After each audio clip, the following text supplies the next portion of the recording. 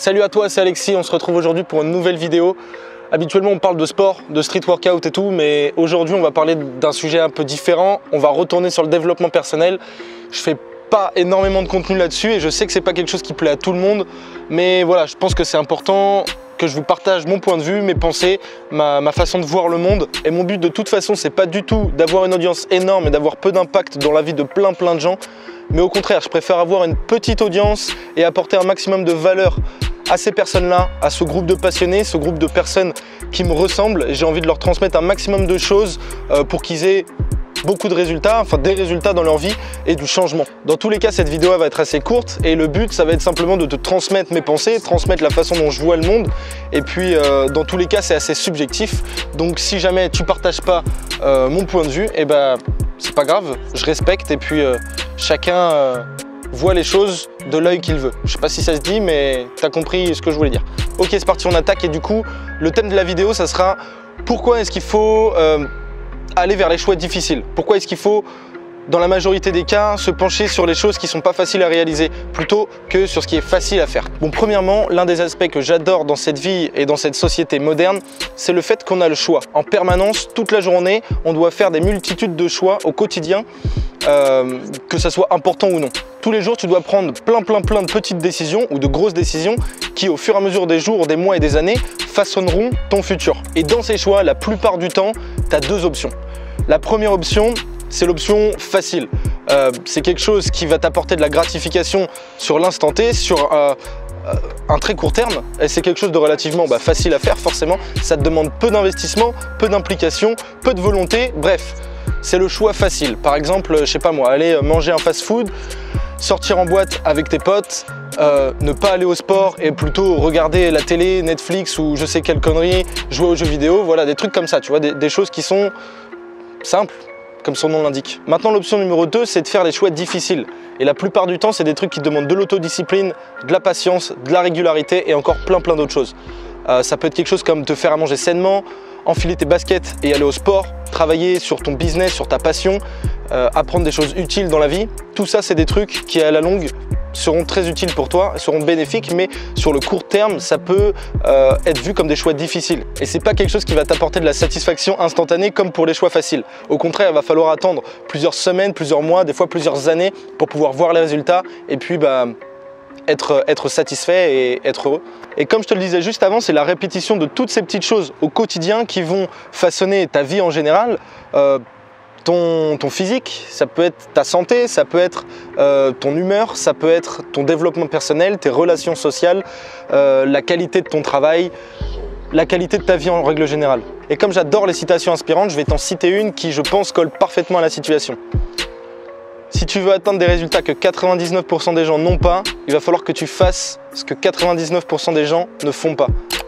Et cette citation, elle est tellement puissante et tellement vraie à la fois. Tu veux perdre du poids, tu veux te créer un physique que t'aimes, tu veux réussir à faire des muscle-up, à faire le drapeau, à faire le front lever, le back lever, n'importe quoi dans la vie, créer ton entreprise, trouver une copine, trouver un job qui te plaît, n'importe quoi vraiment, et bien travaille sur ces choix difficiles et opte pour les choix difficiles. Parce que c'est eux qui te tireront vers le haut. Et ici, je te parle principalement de sport, mais comme tu l'as vu, ça peut s'adapter à n'importe quel domaine. Et la première des premières étapes, on pourrait croire que c'est le fait d'apprendre sur un domaine en particulier.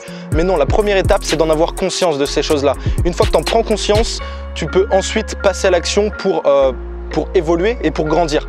Donc la deuxième étape, après en avoir pris conscience, c'est d'apprendre, se former sur le sujet, se rapprocher des personnes qui ont déjà réussi à réaliser ce que tu voulais atteindre. Et d'ailleurs, dans la dernière vidéo de développement personnel que j'ai fait, je parle justement de l'importance de tes relations. Si tu ne l'as pas vue, va la voir juste en haut, elle est super importante et très intéressante. Donc une fois que tu as pris conscience des choses, une fois que tu t'es formé, que tu as la connaissance et une fois que tu t'es rapproché des personnes importantes et des gens qui ont réussi ce que tu voulais entreprendre, il faut simplement passer à l'action, faire les choses, se bouger le cul. Il n'y a pas 36 méthodes pour réussir dans n'importe quel domaine et celle-ci, c'est juste la seule et l'unique. Passer à l'action. Prendre conscience des choses, se former, passer à l'action, se planter et recommencer. Voilà les 5 étapes inévitables si tu veux progresser dans n'importe quel domaine. Et attention, je ne suis pas du tout en train de dire qu'il faut tout le temps faire des choix difficiles parce que je pense qu'à la longue, c'est pas tenable. Je dis simplement que si tu veux progresser et si tu veux évoluer, la majorité de tes choix doivent être orientés là-dessus. Et à force de faire ces choix qui maintenant te paraissent difficiles, à la longue, ça deviendra une habitude. On aura l'occasion d'en reparler dans une nouvelle vidéo, dans une prochaine vidéo. C'est un sujet ultra intéressant et c'est quelque chose qui a radicalement changé ma vie. Mais voilà, au début ça peut te paraître compliqué, mais au fur et à mesure que tu passes à l'action, que tu fais les choses, ça devient de plus en plus simple, et puis jusqu'à ce que ça devienne juste ta routine en fait, et ton mode de vie. Mais évidemment, tu peux t'accorder des temps de repos. Un jour où tu vas pas t'entraîner parce que tu as la flemme, tu peux te faire un gros cheat meal, tu peux sortir avec tes potes, tu peux faire ce que tu veux. L'important, c'est de trouver l'équilibre. Et en aucun cas, je suis adepte du hustle. Tu sais, le fait de travailler jour et nuit, 24 heures sur 24, 7 jours sur 7. Je pense que c'est le meilleur moyen de péter un plomb, de faire un burn-out et juste de tout lâcher, de tout envoyer valser et puis d'arrêter complètement ton activité. Donc, je suis plutôt adepte des progrès lents, mais constants. Tu vois, on dit souvent que la vie, c'est pas un sprint, mais un marathon. Et je suis carrément d'accord avec ça. Peu importe si tu fais 100 mètres en moins de 10 secondes, si tu n'arrives pas à faire les 42 km, c'est pas toi qui gagneras. Donc je pense que c'est bien de savoir faire des sprints, mais je pense que c'est encore plus efficace de savoir courir sur le long terme sans s'arrêter.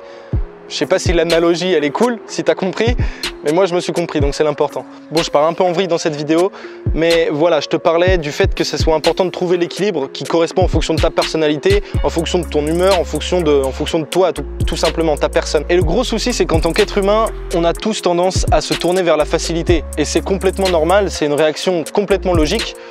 Pourquoi faire un truc chiant, dur, alors qu'on pourrait faire quelque chose qui est simple et qui nous demande très peu d'efforts. Et moi le premier, et je te mentirais si je te disais que c'était pas vrai. Il y a plein de fois, je pète un plomb, je mange n'importe quoi, ou alors je vais pas m'entraîner parce que j'ai la flemme, j'ai pas le moral. Il y a plein de fois où ça m'arrive. L'important, c'est d'en prendre conscience. Comme je te disais, la conscience est la base de tout. Et une fois que tu en prends conscience, tu te relèves pour y retourner encore plus fort et pour franchir des paliers, franchir des caps et continuer de grandir. Et si tu es comme moi et que tu as envie de réaliser tes rêves, si tu as des envies d'accomplissement et de fierté et de progrès, c'est absolument pas vers la facilité qu'il faut que tu te tournes. Bien au contraire en fait, parce que ça va juste apporter de la culpabilité. La culpabilité.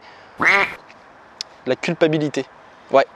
J'en ai déjà parlé dans une autre vidéo, mais en tant qu'être humain, on se sent bien quand on est épanoui, quand on apprend des choses, quand on évolue et quand on progresse simplement. Voilà pourquoi c'est important de faire les choix difficiles. Ton futur toi te remerciera. Et aujourd'hui, on entend souvent dire que c'est difficile de se démarquer, c'est difficile de réussir, d'être une personne successful. Je pense vraiment que si tu t'imposes un minimum de rigueur, d'autodiscipline et de sérieux dans ta vie et de régularité, tu peux réussir à avoir des résultats extraordinaires en très peu de temps. Si tu veux des résultats que 99% des gens n'ont pas, fais ce que 99% des gens ne font pas.